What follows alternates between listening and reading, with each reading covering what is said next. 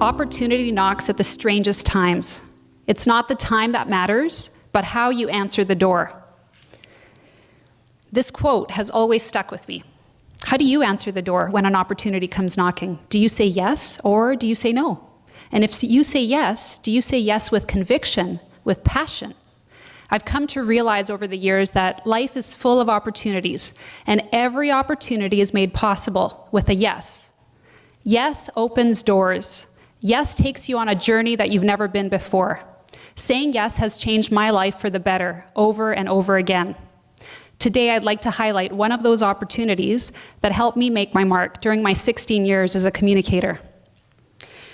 This was an opportunity I didn't see coming, an opportunity I wasn't looking for. At the time, I actually didn't even think that this opportunity was that big. As it turns out, this was the opportunity that would elevate me from being an employee to being a leader. I was working in a new role at a new organization in media relations for about 1.5 years, and things were going really well. I was achieving results, I had a great team, my boss was fantastic, change wasn't on my radar. But one day, my boss pulled me aside and said that employee engagement was at an all-time low at 55%. There wasn't a dedicated focus in our company with regards to employee communications. In fact, it was being done off the side of various people's desks. So they were looking for somebody like me to take on a strategic communications role for 800 employees across the province. I wasn't convinced at first that that was for me. It was going to be a lateral move, and I really felt I had more to do in my current role and to continue building on the current success that I was having.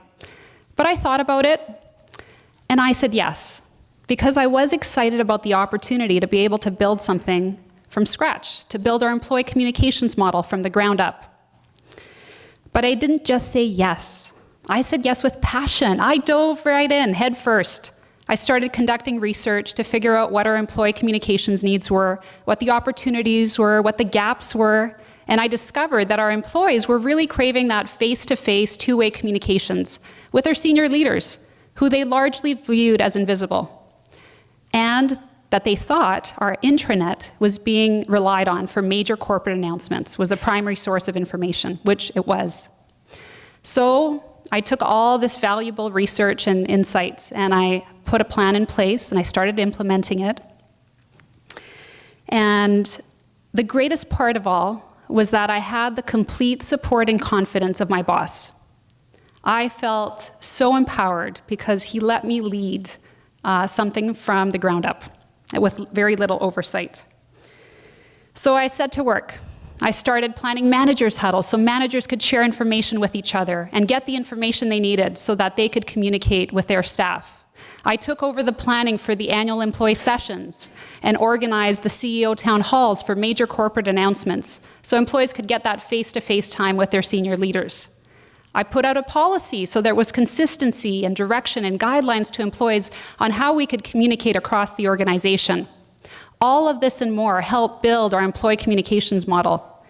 And I was very grateful that as these responsibilities grew, the communications team transitioned and more resources were put behind employee communications, so I wasn't the only one. Within a couple of years, I was given the opportunity to manage the corporate communications team that was responsible for employee communications. This was a huge honor and a very exciting time for me. I had a small and mighty team, and over the next 5 years, we continued to build on our successes, increasing satisfaction of our employee communications, increasing awareness and understanding of our business, providing increased value to our employees. A few years ago, my team produced a video for the employee sessions, and we asked our employees, what's your favorite part of working here?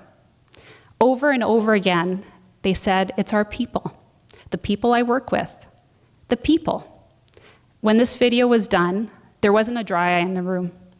The people truly make our company what it is, and that's why I believe employee communications is so important to our business and to every other business out there. As my CEO likes to say, if we take care of our people, they will take care of our business. So fast forward to today, 7.5 years after I began my journey of yes. Our employees are highly engaged at 83%.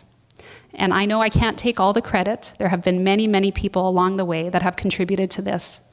However, I know my passion to inform and inspire and engage our employees has made a difference to my organization and to my career.